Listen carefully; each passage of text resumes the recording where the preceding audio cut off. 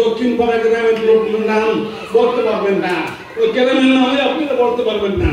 হরিহরতীর্থে কটা কটা গ্রাম আছে সেগুলোর নাম বলতে পারবেন না, কিন্তু রেজাউলপুরের এখনো সেগুলো বলতে পারবেন। প্রতিটা গ্রাম প্রতিটি ওয়ার্ডের মধ্যে রেজাউল করিম হাসছে ফুটছেন। তখন 91 সালে নির্বাচন করছি, পুরো সারা সোনারগাঁও পায়ে হেঁটে নির্বাচন করছি, একটা রাস্তা ছিল না, একটা রাস্তা ছিল না। আজকে রাস্তা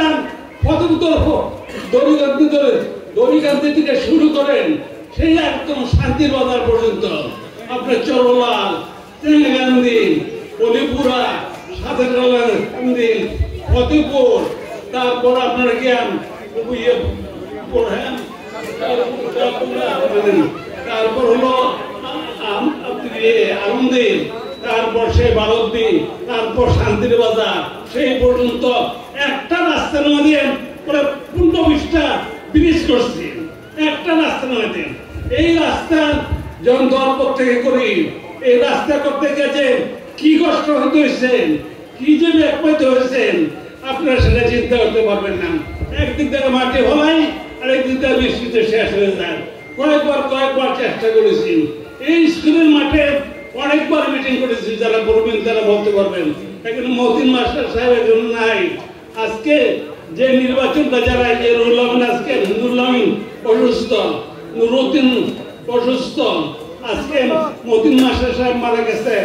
এখানে আরেকজন মেম্বার সাহেব ছিলেন, মেম্বার সাহেব মারা গেছেন।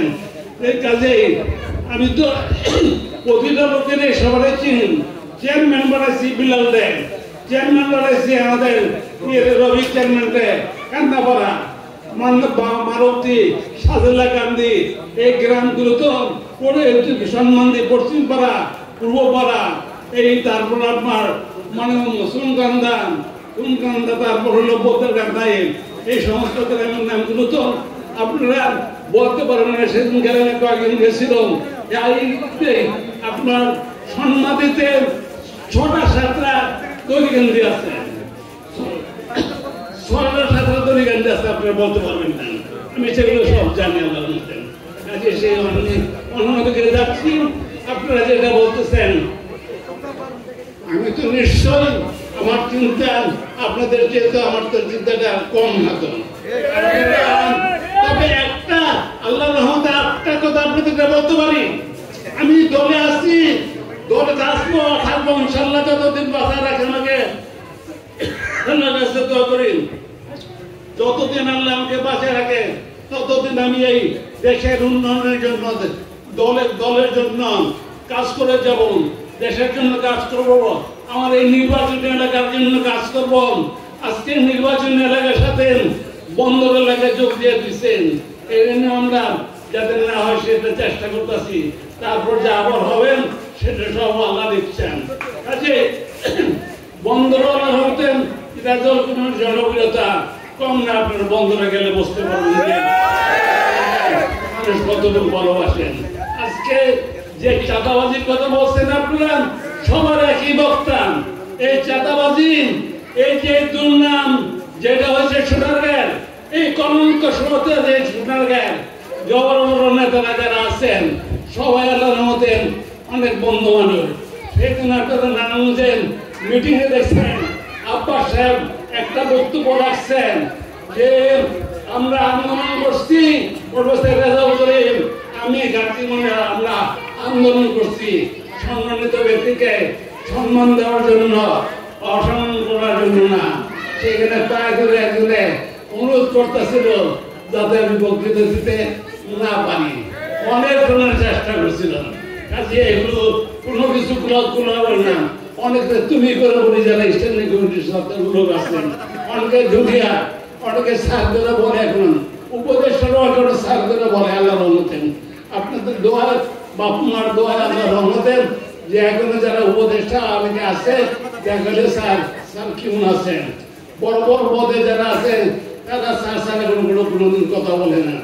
কাজে এটা নিয়ে আপনাদের যে চিন্তা, যে মাথা, যে আপনার নমিনেশন তো সেটা আমার ইচ্ছা। আমি তো নিজেই এটার জন্য চিন্তা করতেছি, না হলে আমি এই আপনাদের দাবিতে মাফ করবেন, আপনাদের দাবি তো পরিপ্রেক্ষিতে তো আমি মাঠে নামছি, জনগণ আছে বলে তো আমি মাঠে নামছি।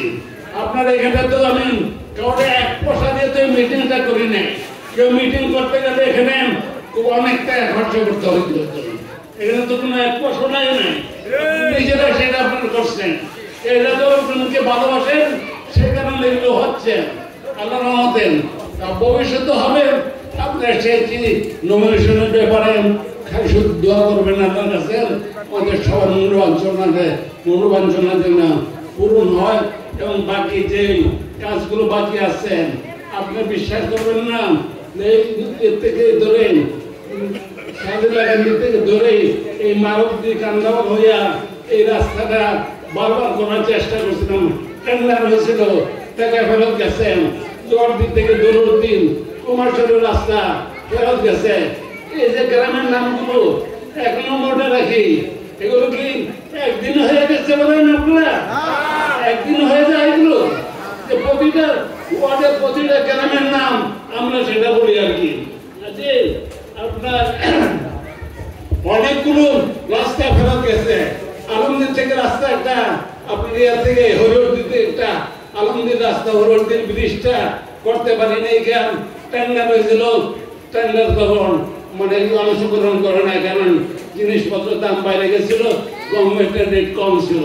মুসারচর পর্যন্ত রাস্তা তারা করছে, সেই মুসারচরতে না, আপনার কাশপুর, বেহাপুর, গঙ্গাপুর, কাজীপাড়া, চেয়ারম্যান বাড়ি, যেটা চেয়ারম্যান বাড়ি বলে আপনার, তারপর হলো লস্কর বাড়ি, গণক বাড়ি, এই সমস্ত হইয়া যে রাস্তাটা নয়পুর হইয়া আপনার মিরেটটেক হইয়া আপনার সেই রাস্তা গতাবাড়া হইয়া আপনার সেই মুসারচর পর্যন্ত এই রাস্তা আসবে। এগুলো আপনারা কেউ চিন্তা করবেন না।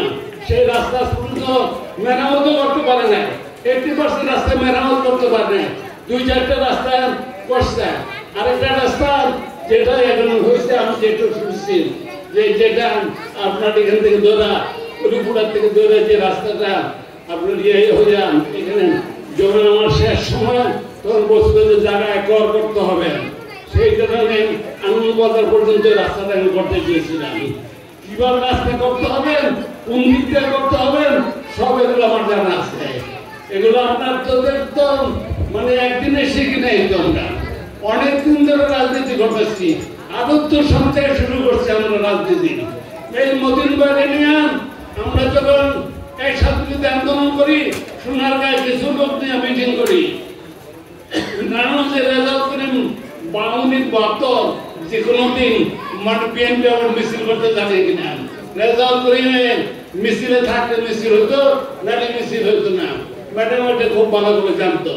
কাজে শুধু আরেকটা না, আপনাদের দোয়া, আল্লাহর রহমতে যেটা আমার বিরল পাওয়া, যেটা একটা বিশাল পাওয়া আমার জন্য হয়েছিল 1992 সনে জাতিসংঘে, যেখানে কি আর ভাষণ দেয় প্রেসিডেন্ট, প্রধানমন্ত্রীরা ভাষণ দেয়, সেখানে আমাকে পাঠাইছিলেন ম্যাডাম।